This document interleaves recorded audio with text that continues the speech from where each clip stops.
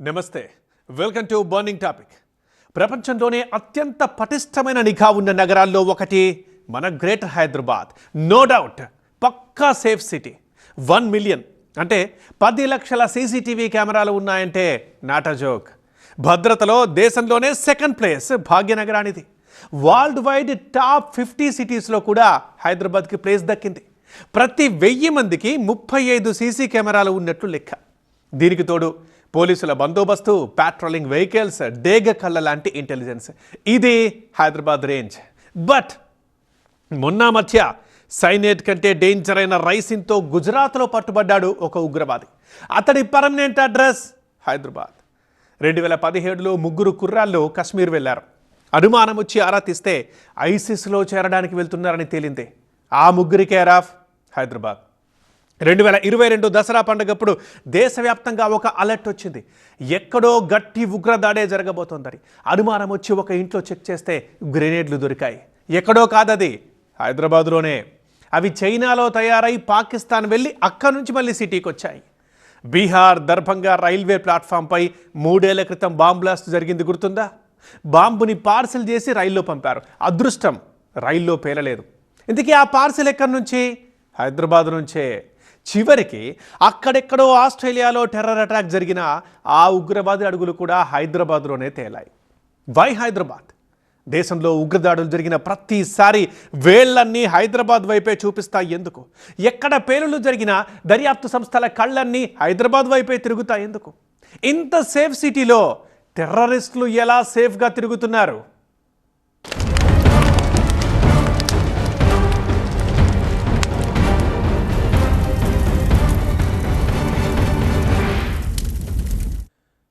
Hyderabad safe.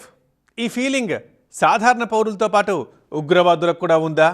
ఉండే ఉంటుంది. లేకపోతే ఎక్కడెక్కడో జరిగిన ఉగ్రదాడులకు హైదరాబాద్తో లింక్ ఉండడం ఏంటి? ఎక్కడ ఏ ఉగ్రవాద్ దొరికినా కొన్నాళ్ల పాటు అతడు హైదరాబాద్లోనే మకాం వేశాడు అని నిర్ధారణ అవ్వడం ఏంటి? సిటీలో గట్టి నిఘా అయితే ఉంది, అందులో సందేహమే లేదు. చీమ చిటుక్కుమన్నా కనిపెట్టేసేంత ఇంటెలిజెన్స్ ఉన్నప్పటికీ అలా చిటుక్కు మనకుండానే బతికేస్తున్నారు కొందరు ముష్కరులు. అదే సవాల్గా మారిందా నిఘా వ్యవస్థకి?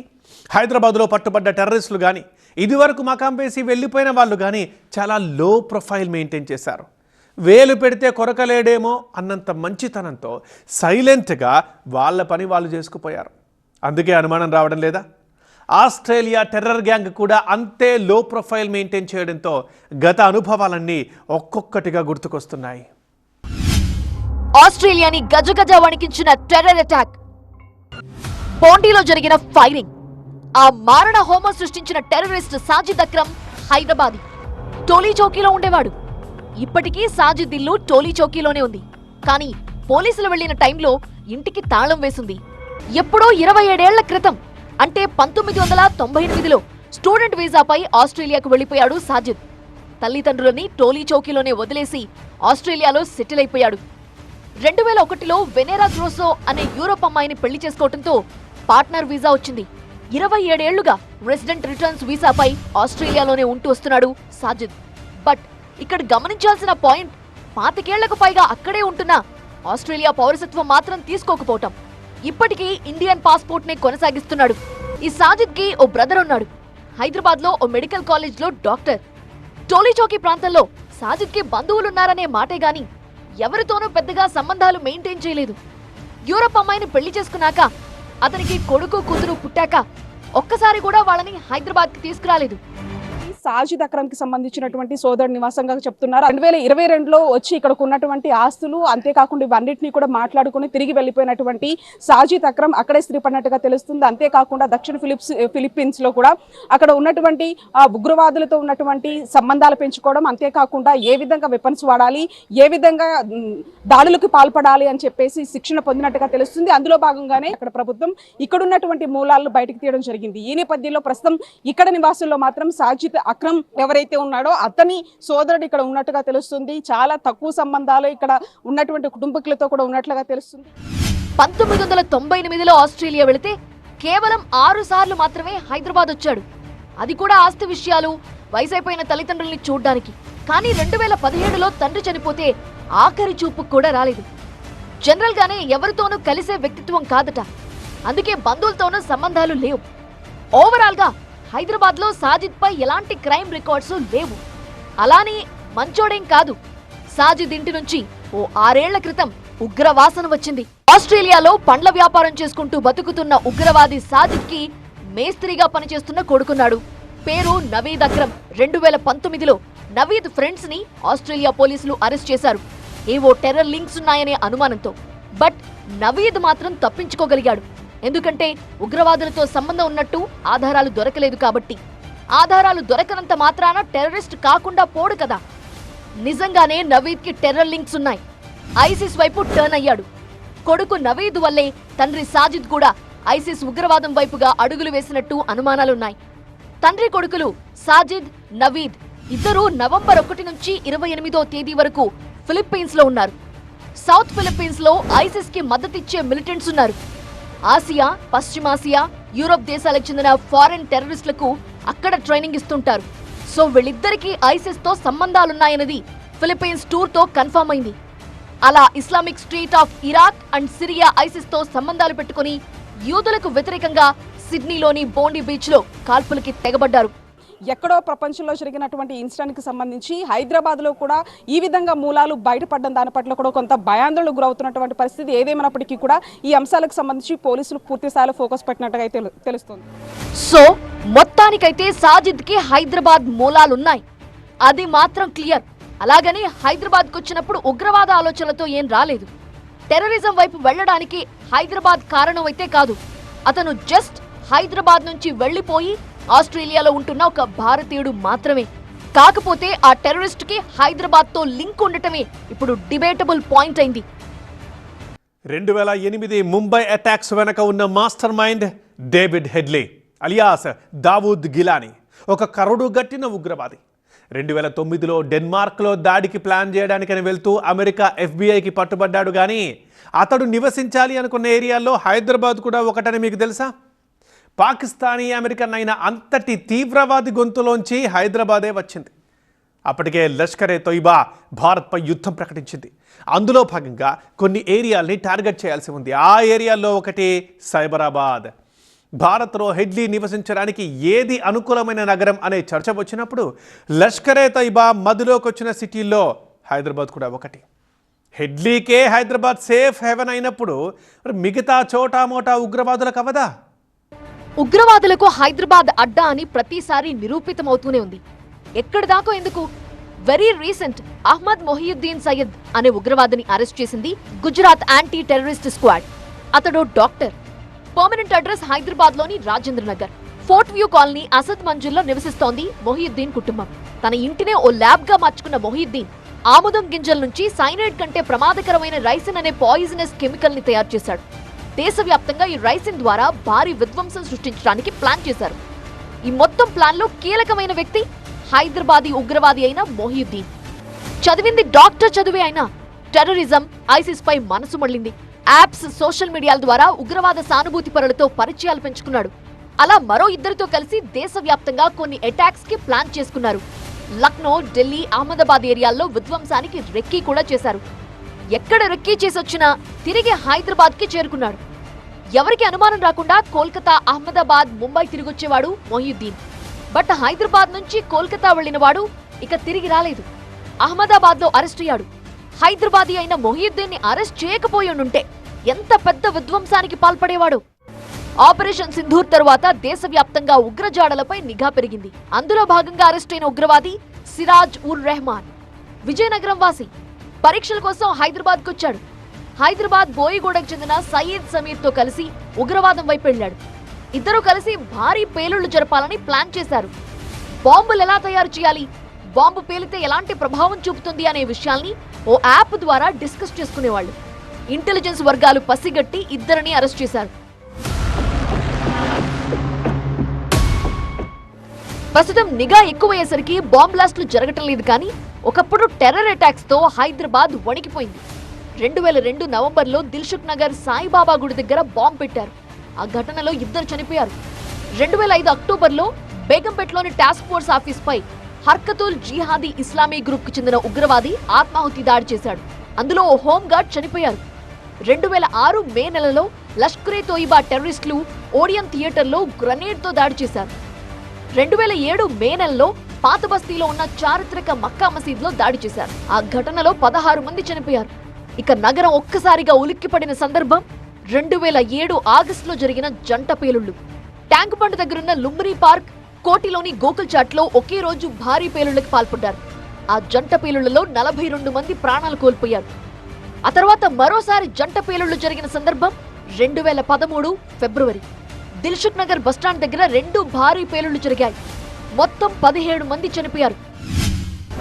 మనం ఇండియాలో బాంబేలో కానీ, మెడ్రాస్లో కానీ, బెంగళూరులో జరిగినప్పుడు కానీ, ఆ తర్వాత నాగపూర్లో జరిగిన, పూనాలో జరిగినటువంటి ఎక్కడ బాంబ్ బ్లాస్టులు జరిగినా, లాస్ట్కు విజయనగరంలో జరిగిన బాంబులు కానీ, ఎక్స్ప్లోజివ్స్ సబ్స్టెన్సెస్ జరిగినప్పుడు కానీ, హైదరాబాద్ జరిగిన పేలుళ్ళు కానీ, మూలాలన్నీ కూడా హైదరాబాద్ వైపే చూపిస్తున్నాయి.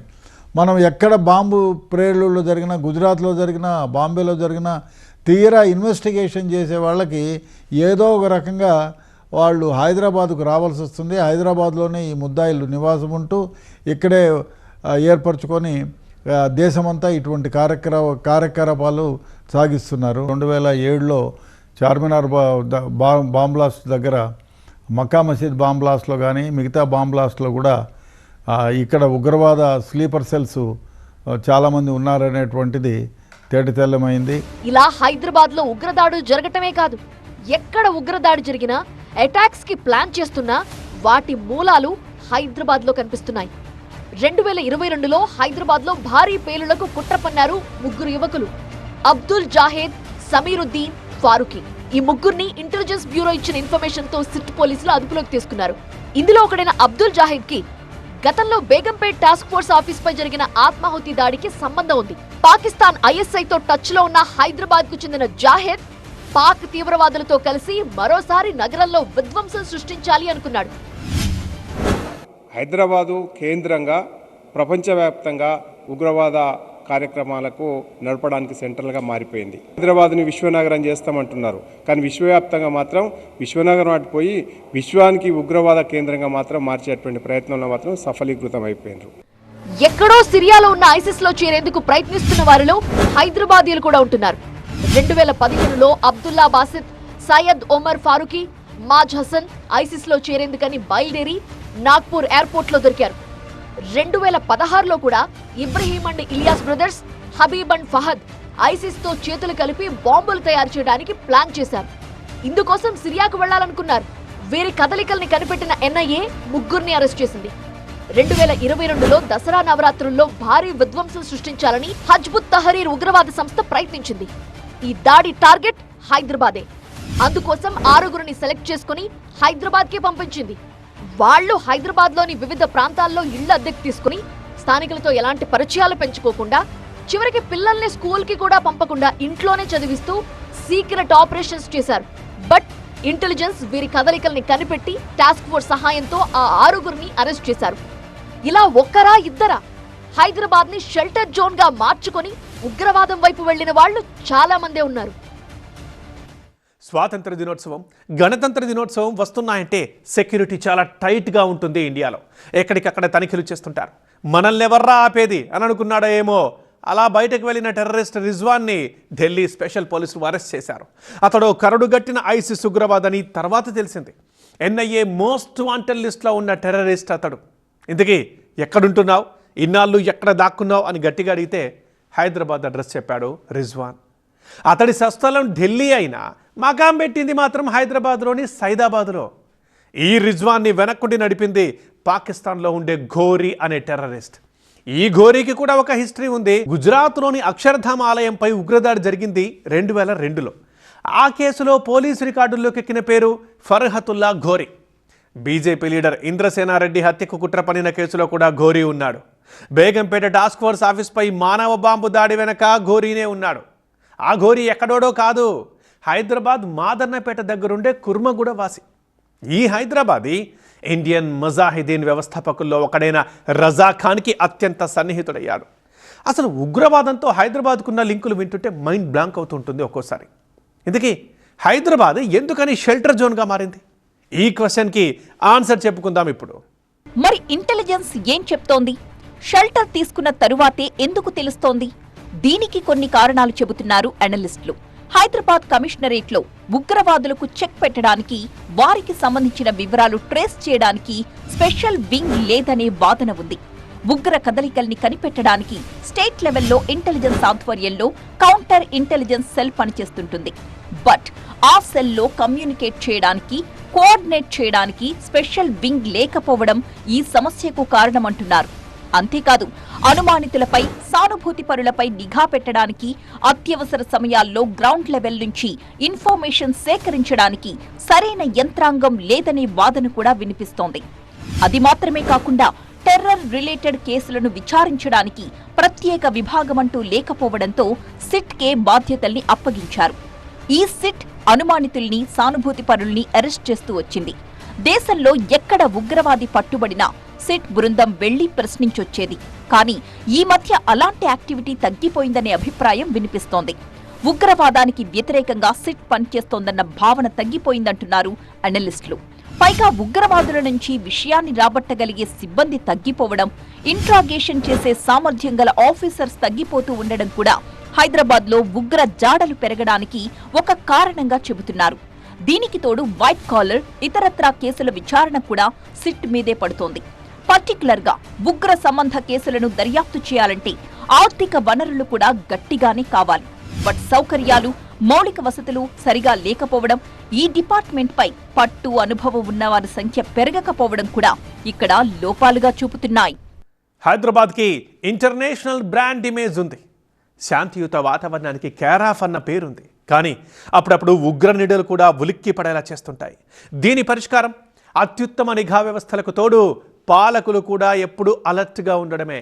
అప్పుడే హైదరాబాద్ శత్రు దుర్భేద్యమవుతుంది. ఇది ఇవాల్టి బర్నింగ్ టాపిక్. చూస్తూనే ఉండండి TV9.